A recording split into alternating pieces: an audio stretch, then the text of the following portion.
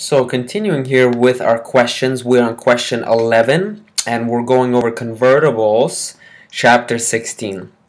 So Liquid Corporation issued at a premium of $5,000, a $100,000 bond issue convertible into 2,000 shares of common stock, par value 25. At the time of the conversion, the unamortized premium is $2,000. The market value of the bonds is $110,000. And the stock is quoted on the market at $60 per share. If the bonds are converted into common, what is the amount of paid-in capital in excess of par to be recorded on the conversion of the bonds? So what we have going on here is a series of entries that we need to perform, and what we have is, so bonds payable, we know they're giving us the fair market value of the bond at $110,000. But keep in mind, all the conversions, you only need to look at the bond payable. So if we had an issue of $100,000, that is the bond payable that we need to debit now. Okay? Now, so we're debiting that. What is the other eliminating entry that we need to make?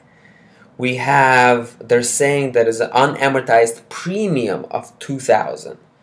Now, premium is a credit account. So if we need to get rid of a premium, we would have to debit it.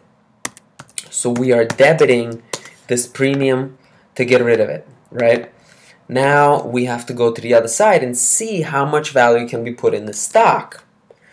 So let's see here. We have $102,000 to spare, and the conversion was 2,000 shares of common at par value 25. So we know it's 2,000 at 25 here. So we have 50,000 going to par value of common. Now, how much we're going to paid in capital? Well, it's the 102 minus the par, and that's 52,000 that ends up remaining here in paid in capital. So the idea is that the answer is B. And the whole problem here is based on the fact that bonds payable is what you pay attention to, and also the bond premium, you debit it to get rid of it. And then what goes into common is the common stock value times the shares. Paid in capital is just the rest of the amount. So with that, I want to move on to the next question. And we're on question 12, another conversion that we're going to talk about here. And this is on March 1, 2012, Ruiz Corporation issued 1 million of 8% convertible bonds at 104, and they are due on February 28, 2032, and each 1,000 bond was issued with 25 detachable stock warrants, each of which is entitled the bondholder to purchase $50, one share of $50, one share of Ruiz common stock par value for 50. So the bonds without the warrants normally sell at 95, and on March 1, 2012, the fair value of Ruiz's common stock was 40 per share, and the fair value of the warrants was $2. So what amount should Ruiz record on March 1, 2012 as paid in capital from stock warrants? So what's the question asking here, guys? We have to figure out the bond value and the warrant value. So the bond, they said, usually trades at 95 cents. So that's going to be 1 million times 0.95. For the warrant, we're saying that it was trading at $2. And how many of them were there? There was 25 stock warrants, each of which entitled the bondholder to purchase 50 for 51 share of Ruiz common stock. So there was 25 stock warrants, each 1,000, and there was 1,000 1,000s. So there was 1,000 of these, and each had 25,000, right? And the fair market value was $2, and the fair value of the warrants was $2 per piece. So it looks like it was valued at 50,000. Now the idea is that you want to assign a 5% value to the warrants.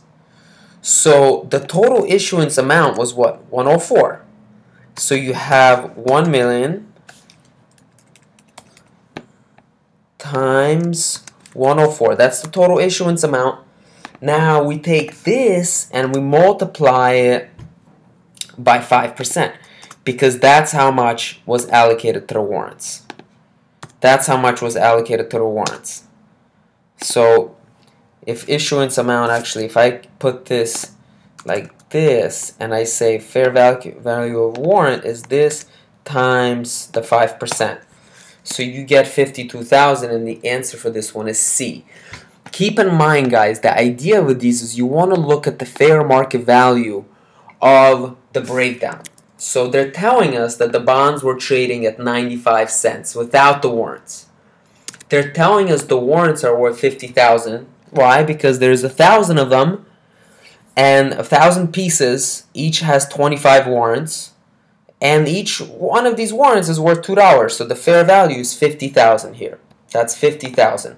The bond is worth 950,000. So now, how much did they issue? The cash that came in was this, 1,040,000. So what you need is find out the 5% of the issuance amount. That's how you get 52,000, and the answer here is C.